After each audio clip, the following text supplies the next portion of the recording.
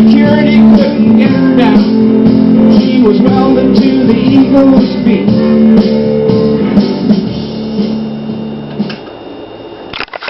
Sorry about that. The battery died. I don't know why that always happens in the middle of my speech, but apparently it does. Okay, and we're talking about how that one male god and the rogue males who put that into play, and how humanity is, when humanity comes to this realization, they feel alone. We know that, but now we know that we are not alone, and we can become anything through the power of love. The true Most High is neither male nor female. It simply is whatever it wants to become through its own power of love. We are each one of many, unlike the dark forces mindset that seeks one of the chosen few out of many, like Kigan dollar bill. It says, like e pluribus unum, out of many one. No, we are all, we the good ones of us, not the wicked. We are all one of many. They're the few wicked ones who want to rule everything, and they're failing at it because there's strength in numbers. And Mark Cloverfield says, a change of the collective mind will change reality. See, like, they're talking about that also that on the money, on the $1 bill it says, in God we trust one, saying that there's one all-knowing, powerful God, male, and it's not that.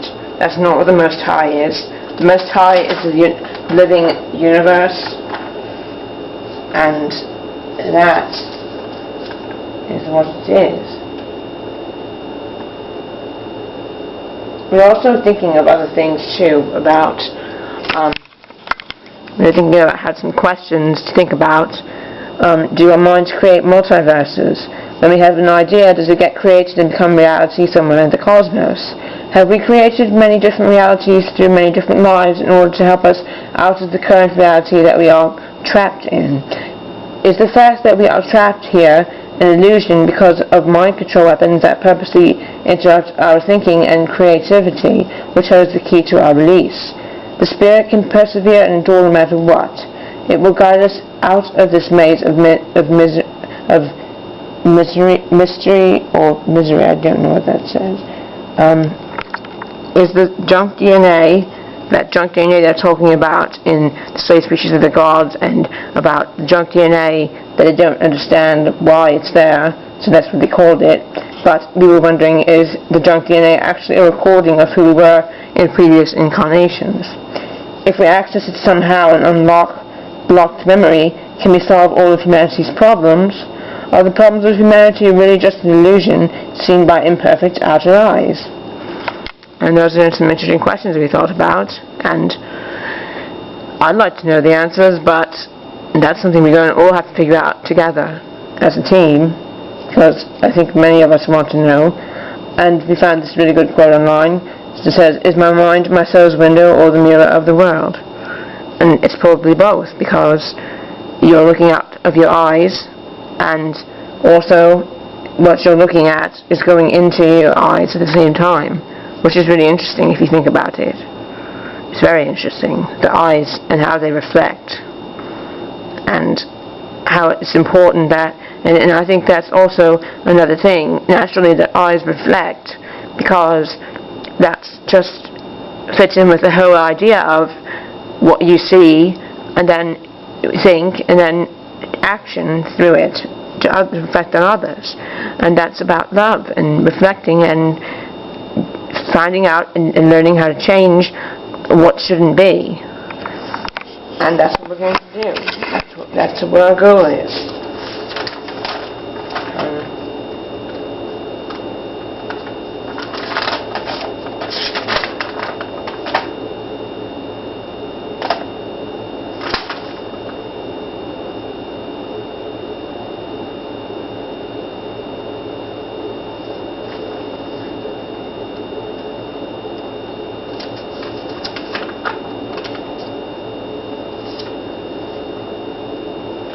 was a really great poem we were thinking about. We wrote too, inspired by childhood and children's imaginary friends, which was interesting because my own masters made many different characters, and I'm one of them right here. So I like this poem. It's some good questions and things to think about. It's called Unanswered Questions of Childhood. Remember those imaginary friends that some of us had as kids? Were they our own creation, or were they angels in our midst? Perhaps they were our higher selves guiding us toward perfection. Whoever they were, they became parts of us, and we become their living reflection. I love that poem. It's wonderful. It's great because how many times are children broken-hearted when they're told that that's not real friend, or you know what, they're told that, well, that's just imaginary, that's not reality, that's not your friend, and things, and just, I mean, I don't understand why anybody has to say that, because it's real to them, and just because something's real to somebody, and you think it's crazy, and it's not harming anyone, and it's making them happy, why did you have to ruin that? Why do you have to infringe on their creative mind? That exists in their mind. To them it is a reality.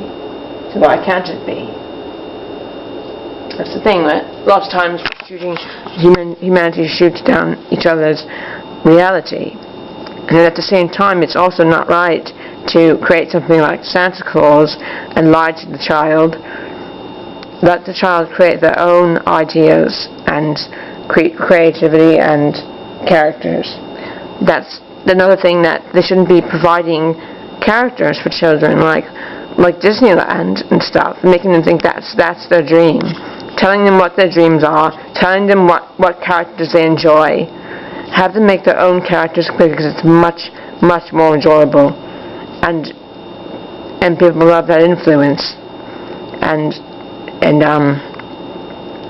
to share them, and not make them look like it's something that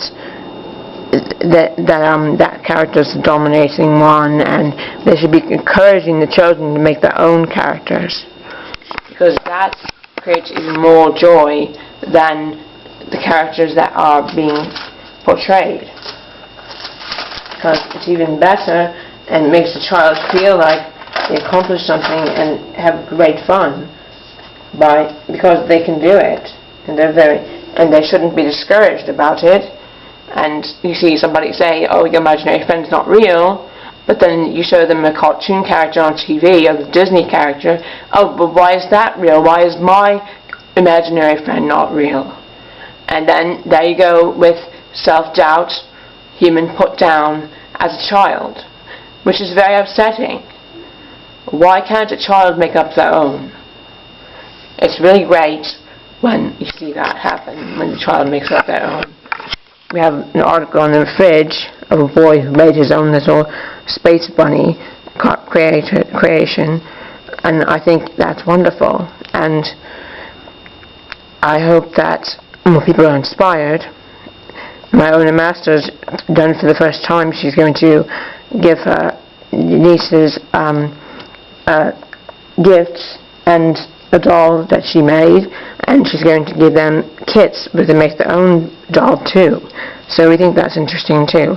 That's the great thing too, is to encourage children to create their own, because that's something that is so much fun and rewarding, and a lot of children are just pushed into the system and just encouraged to just take on something else that somebody created and not create something on their own. Here is my summary of the human creation about the goddess and the justice that we seek. Justice for Tiamat. Those who originally created humans created them to be a slave race, to help them construct a universe, because they destroyed or were banished from their old one. They harnessed human energy through fear and mated with their own creation, choosing who they would incarnate into again and again, creating death and creating their own wicked memory recordings. Oh no, cheating death and creating their own wicked memory recordings. This is what I believe they've been doing, what they've done when they first did this. Come here to clone themselves, take women, took females from wherever they got them from, and forced them all into this against their will, which I believe that happened. I also wanted to mention about that. We were reading something about how this is done in Israel to women against their will, to create clones of probably of the wicked fascist bloodlines trying to clone themselves, or whatever they're doing is absolute crime against nature. One of the worst possible things to do is to do that. Create a body to inhabit for yourself is just disgusting, because that's wrong. That's a fallen angel. Failing and a falling angel. Because true angels that love you do will you into existence, which is your higher self, which is a different being, but it is also you. See, it's hard to explain and hard to understand in the realm that we're in now, the dimension, but good true angels create the next individual, and they allow them to have the free will that they have a right to have. And if that individual chooses to start their own thing and do what they want to do, that the angel doesn't interfere, because they cooperated and have honored the law of non-interference, cosmic law of non-interference. And I can't imagine how painful that is for an angel to see the creation go against them and not want to do anything right and want to cause harm. I mean, that's got to be devastating. Like a parent that has a child that is out of control, which is very unfortunate, because that being has a free will to do as they wish, and a good angel accepts that. They don't like it. I'm sure it's very painful, but good angels don't force anyone to do anything against their will. They want them to learn for themselves and seek them out on their own if they choose to. So that's kind of like how it works. As they tortured and killed their biological slave children, they may or may not have been aware that the will of creation and the spirit of love returns again and again in the name of justice until justice is won. Remember who you are.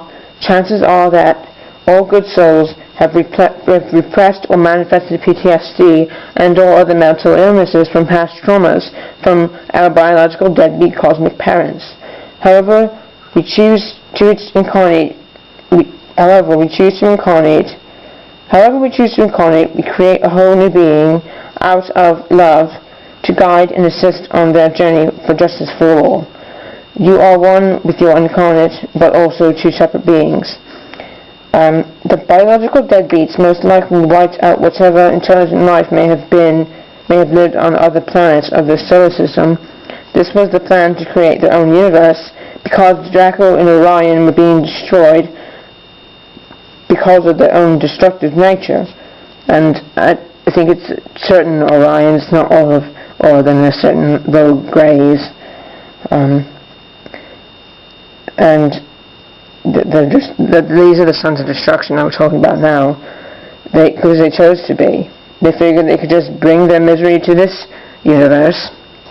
Because I remember in the Slave Trees of the Gods we were talking about how they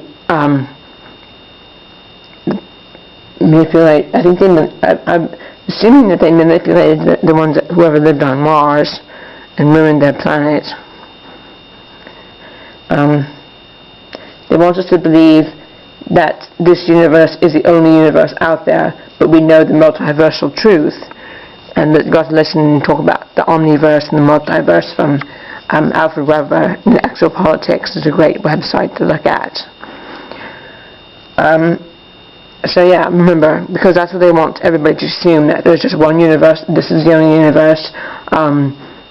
because that's why they will it into things, and they put it so that they do the predictive programming movies and stuff, and Universal and stuff like that. Universal Studios, Disney, predictive programming to children, and manipulating their ability to create their own characters, and and they figured that they could just bring the misery to this universe, and we would be their slave race, building it for them, and never knowing why. They didn't count on us using our power of free will and creative energy gifted to us by the True Most High, to continue to recreate ourselves and create our own reality, to save our beloved Earth Mother, who had been born of Tiamat, who was destroyed by these horrific things. Tiamat was metaphorically raped by these perverted biological fathers, creating Earth to house themselves, who continue to incarnate through their certain pics of their own children, as well as house the rest of their children along with humanity, the hated slave stepchild. Remnants of Tiamat still linger in the asteroid belt. Earth has awakened in 2014, seeing her reflection in the moon and recognizing it as her little sister, another piece of Tiamat that she hadn't recognized before. Our cosmic family has come to assist us and has gotten rid of whatever the wicked ones put on the moon to reflect negativity back toward Earth, blinding her to her sister and keeping her from knowing who she truly is, and always has been. Now she has seen her sister for the first time and is loving her new freedom of thought, as our cosmic family helps us to help her transform and help our fellow man learn the truth of their origin. And that was my write-up about Tiamat, that was just we could see as our grandmother planet. So I hope you enjoyed that. And if you can see out there, while I was reading that, the sun came out, so I think it was well received, and I hope you liked it too. I think I'm going to be. I want to leave some time for Matthaeus because Ralph's part was pretty long and mine's getting long too. So I will see you next week, and we'll figure out what we're going to talk about next week. Thank you for joining me.